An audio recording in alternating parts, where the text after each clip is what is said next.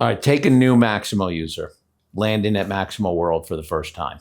If I'm new to Maximo, I think what they get out of it is the ability to meet their peers. Because one of the things I think that Reliabilityweb has done is it's not a regional show. It's not an industry-specific show. It's focused, but it's also global in nature, right? So the people are talking the same language for the most part, right? I mean, nuclear Maximo versus aviation Maximo, there are certainly differences, but a work order is a work order is a work order.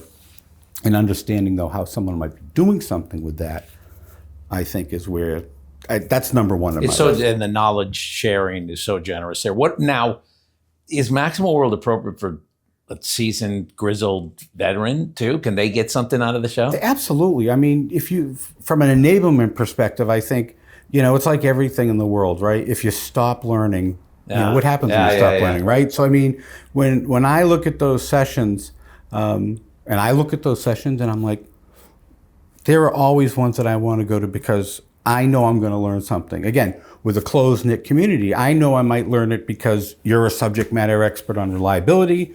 This looks great. I'm going to go to it for your knowledge, your presence, and that sort of thing. And then again, to the grizzled veteran, there may be something on how to do whatever. And it's something that they do day to day, and they may take something away from that. So I think the enablement really spans, spans from the grizzled veteran to really, senior level decision makers. We love the user presentations. We really focus on getting the users to come and say what they're actually doing. I think those veterans can really improve things with just their even casual feedback from that presentation. Hey, ask a question or put in a comment. I found this, I found that. People listen. That is a listening community.